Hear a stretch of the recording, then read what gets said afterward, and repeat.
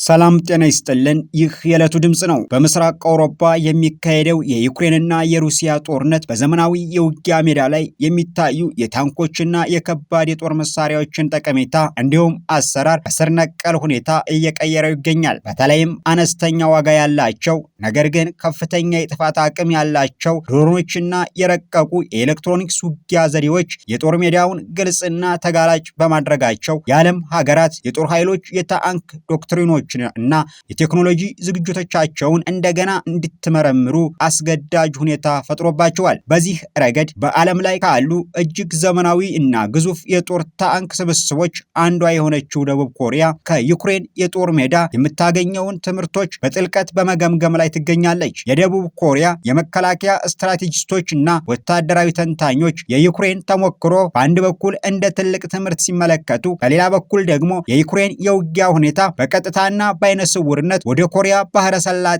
መስደድ እና መተግበር ትልቅ ስትራቴጂካዊ ስህተት ሊሆን እንደሚችል በማስጠንቀቅ ላይ ይገኛሉ። የደቡብ ኮሪያ የጦር ኃይል በአሁኑ ወቅት ከ2100 በላይ የሚሆኑ ኬዋን እና ኬቱ የተባሉ ዘመናዊ የውጊያ ታንኮችን ጨምሮ በርካታ ያረጁ የኤም48 ታንክ አይነቶችን ያስተዳድራል። ይህ ግዙፍ የጦር ኃይል ለበርካታ አስርተ ዓመታት የተገነባውና የተቀረጸው በሰሜን ኮሪያ በኩል ሊሰነዘር የሚችልን ጥቃት የመከላከልና በመቀጠልም ፈጣን መልሶ ማጥቃት በመሰንዘር ጠላትን ሙሉ በሙሉ የመደምሰስ ዓላማን መሰረት በማድረግ ነበረ።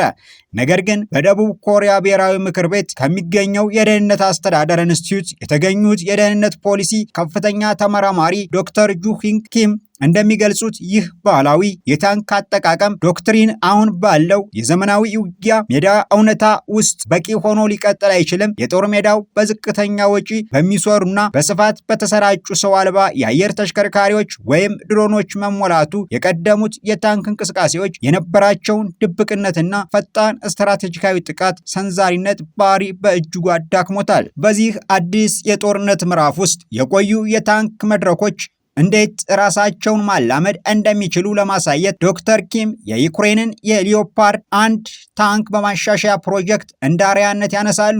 ዩክሬን የቆዩትን የጀርመን ሰሪ የሊዮፓርድ 1 ታንክ በሻሲዎች ላይ የቤልጂየሙን ኮክሪል 3105 አውቶማቲክስ እና ሰው አልባ የጦር ግንብ በመግጠም የተሻለ የመተኮስና የመከላከል አቅም እንዲኖራቸው አድርጋለች። ይህ ማሻሻያ አሮጌ የታንክ አካላትን ከአዲሱ የዲጂታልና የድሮን ውጊያ ዘመን ጋር ማዋሃድ እንደሚቻል ማረጋገጫ ሆኗል። የሌኦፓርድ 1 ታንክ በኮክሪል 3105 የጦር ግንብ መታደስ ለደቡብ ኮሪያ ወታደራዊ አቪዬሽን እና ለምድር ኃይል ትልቅ ትምህርት የሚሰጥ ነው። የሌኦፓርድ 1 ዋና አካል ሙሉ በሙሉ በሜካኒካል እና በሃይድሮሊክስ ስርዓቶች ላይ የተመሰረተ በመሆኑ ከዘመናዊ ውስብስብ ኤሌክትሮኒክስ የጸዳ ነው። ይህ ባህሪው በኤሌክትሮኒክስ ውጊያዎች እና በጨረር መጨናነቅ ወቅት የታንኩን የሩጫና የእንቅስቃሴ ብቃት ሳያስተጓጉል እንዲቀጥል ያደርገዋል። ነገር ግን የመጀመሪያው የሊዮፓርድ 1 ታንክ የጦር ግንብ ከግማሽ ክፍለ ዘመን በፊት የተሰራ በመሆኑ የፕላስቲክ ኮምፒውተሮችና ኢላማ መቺ ስርዓቶች ሙሉ በሙሉ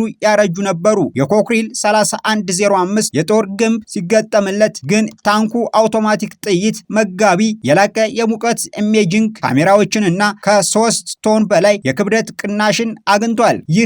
ይህ የተጠበቀው የክብደት መጠን ደግሞ ታንኩ ተጨማሪ ኤሌክትሮኒክስ ውጊያ መሳሪያዎችን፣ የሬክ አክቲቭ አርመር መከላከያዎችንና የጸረ ድሮን መረቦችን የመሸከም አቅሙን በእጅጉ ጨምሮለታል። በተጨማሪም የዚህ አዲስ የጦር ግንብ የመድፍ አፋፍ ወደ ላይ የመታጠፍ አንግል ከፍተኛ በመሆኑ ታንኩ ከተደበቀበት ቦታ ሆኖ እስከ 10 ኪሎ ሜትር ርቀት ድረስ እንደ ከባድ መድፍ ሆኖ ቀጥተኛ ያልሆነ ተኩስ እንዲከፍት አስችሎታል። የደቡብ ኮሪያ ወታደራዊ ተንታኞች ይህንን የሊዮፓርድ 1 ስኬት በመመልከት በራሳቸው የጦር ኃይል ውስጥ የሚገኙትን አዛውንት ኬዋንና የኬዋን ኤዋን ታንክ ስብስቦችን በተመሳሳይ ጽንሰ ሐሳብ በመጠቀም ማዘመን እንደሚችሉ ይገምታሉ። እነዚህን ያረጁ ታንኮች ሙሉ በሙሉ ከጥቅም ውጭ አድርጎ ከመጣል ይልቅ ዘመናዊ ሰው አልባ የጦር ግንቦችን፣ የላቁ የኦፕቲኒክስ ስርዓቶችን የሚሳይሎችንና የድሮን መከላከያዎችን በመገጣጠም በግንባር ቀደም ውጊያ ላይ ያሉትን እጅግ ዘመናዊ የኬቱ ብላክ ፓንተር ታንኮች ደጋፊ አድርጎ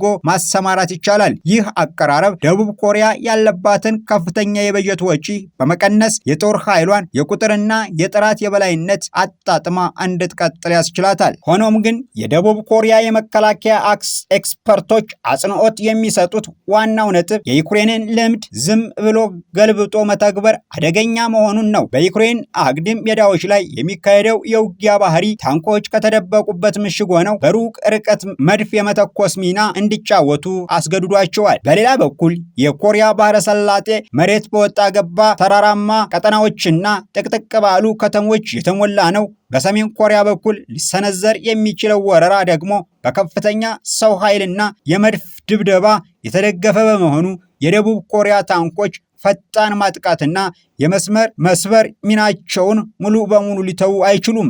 ስለዚህ የዩክሬን ውጊያ ዘዴ ታንክ እንደ ረዳት መድፍ የመጠቀም አዝማሚያ የሚያሳይ ቢሆንም ደቡብ ኮሪያ ግን የታንክን የፊት መስመር ሰባሪነት አቅም እንደያዘች ከድሮን ስጋት ጋር ማላመድ አለባት።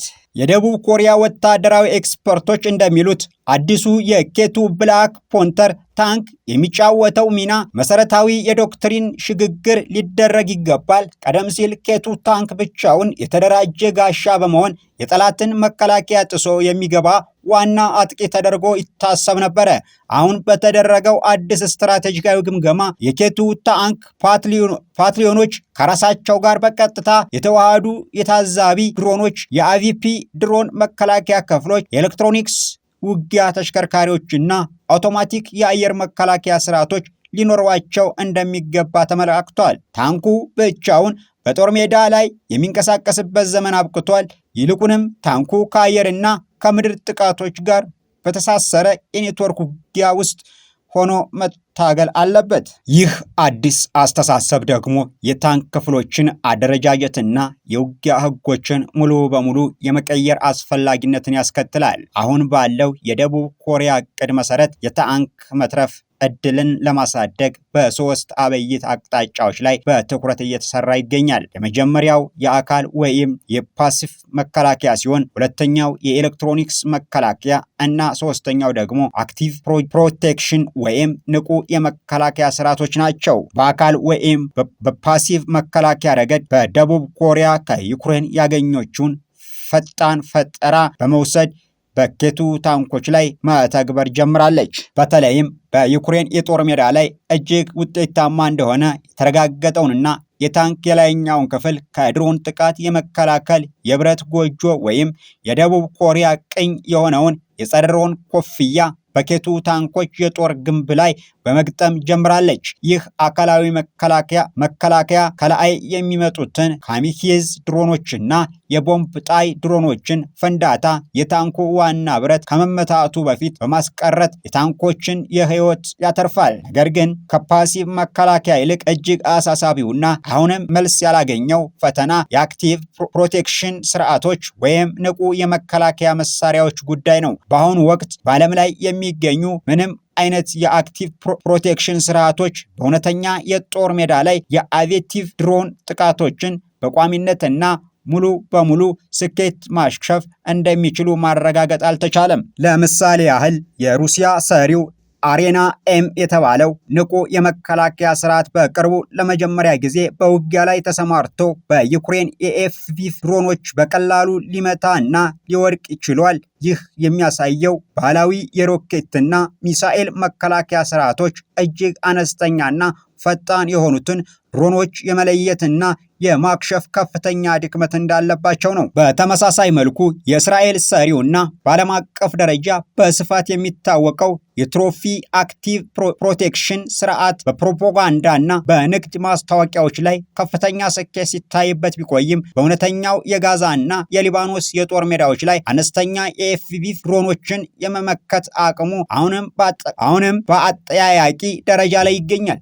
ፕሮፊ ስርዓት የተሰራው በዋናነት ረጅም ርቀት የሚተኩሱ ጸረ ታንክ ሚሳኤሎችንና የሮኬት ጥቃቶችን ለመምታት በመሆኑ መሬት አቅራቢያ በዝቅተኛ ፍጥነትና ባልተጠበቀ አቅጣጫ የሚበሩትን ድሮኖች በፍጥነት መለየት አልቻለም። ይህ እውነታ ለደቡብ ኮሪያ ወታደራዊ ኢንዱስትሪ ትልቅ ማስጠንቀቂያ ደወል ሆኗል።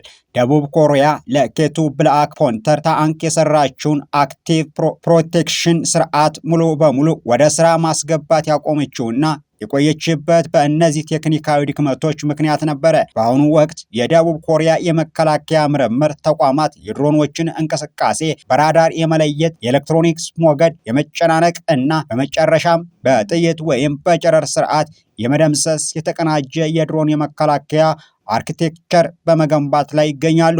ከዚህ ጎን ለጎን የሰሜን ኮሪያ እና የሩሲያ ወታደራዊ ትብብር ማደግ ለደቡብ ኮሪያ አዲስ የደህንነት ስጋት ደቅኗል። ሰሜን ኮሪያ በዩክሬን ጦርነት ውስጥ ለሩሲያ የሰው ኃይልና የጥይት ድጋፍ በማድረግ እያገኘ ያለችው የቴክኖሎጂ ልውውጥ በራሷ የድሮንና የጸረ ታንክ ሚሳኤል አቅም ላይ ከፍተኛ እድገት እንድታስመዘግብ አስችሏታል። ለምሳሌ የሰሜን ኮሪያው ቡልሳይ 4 የተባለው አዲስ ጸረ ታንክ ሚሳኤል ስርዓት በዩክሬን የጦር ሜዳ ላይ ተሞክሮ ከፍተኛ የጥፋት አቅም እንዳለው ታይቷል። ይህ ሚሳኤል ልክ እንደ አሜሪካው ጃቪሊን ከላይ ወደ ታች በመተኮስ የታንክን ደካማ የላይኛው አካል የመምታት አቅም ያለው ከመሆኑም በላይ ከምዕራባውያን ሚሳኤሎች እጥፍ የሚበልጥ የርቀት ሽፋን አለው። ስለሆነም የደቡብ ኮሪያ መከላከያ የዩክሬንን የጦር ሜዳ እውነታዎች በጥልቀት ሲመረመር የራሷን የጂኦፖለቲካዊና የጂኦግራፊያዊ ሁኔታዎችን ከግምት ውስጥ ያስገባ መሆን አለበት። በኮሪያ ባህረ ሰላጤ ላይ ሊከሰት የሚችል ውጊያ እጅግ አጥፊ፣ ፈጣንና ከፍተኛ የከባድ መሳሪያዎች መደብደብ የሚታይበት በመሆኑ ታንኮች አሁንም ቢሆኑ የየብስ ጦርነቱ አሸናፊና ዋና ምሰሶ ሆነው ይቀጥላል። ነገር ግን እነዚህ ታንኮች ያለ አየር መከላከያና ያለ ኤሌክትሮኒክስ መከላከል ብቻቸውን ወደ ውጊያ ከተሰማሩ የረካሽ ድሮኖች ሲሳይ ከመሆን አይድኑም። በማጠቃለያው የደቡብ ኮሪያ ወታደራዊ ስትራቴጂ ከዩክሬን ያገኙት ዋና ትምህርት የቴክኖሎጂ ማሻሻያዎችን ፍጥነትና የዶክትሪን ተለዋዋጭነት አስፈላጊነት ነው። የሊዮፓርድ 1 ታንክ ማሻሻያ እንደሚያሳየው የቆዩ የኬዋን ታንክ ስብስቦችን በዘመናዊ የጦር ግቦች እና የኤሌክትሮኒክስ ውጊያ መሳሪያዎችን ማደስ ይቻላል። በተመሳሳይ መልኩ እጅግ ዘመናዊ ኬቱ ብላክ ፓንተር ታንክም ቢሆን የድሮን መከላከያ ጎጆዎችን፣ የላቁ ኤሌክትሮኒክስ ማሸማቀቂያዎችና ሰው አልባ ታዛቢዎችን በቅርቡ በመታጠቅ የጦር ሜዳ የበላይነቱን ማስጠበቅ ይኖርበታል። ደቡብ ኮሪያ ወደፊትም በሚገነባው የኬስሪ ቀጣይ ትውልድ የታንክ ፕሮጀክቷ ውስጥ እነዚህን የዩክሬን የጦር ሜዳ እውነታዎች ሙሉ በሙሉ በማካተት ዓለም አቀፍ ደረጃ የሚታወቅበትን የመከላከያ ሴክተሯን የውድድር አቅም የበለጠ ለማጠናከር እየሰራች ትገኛለች።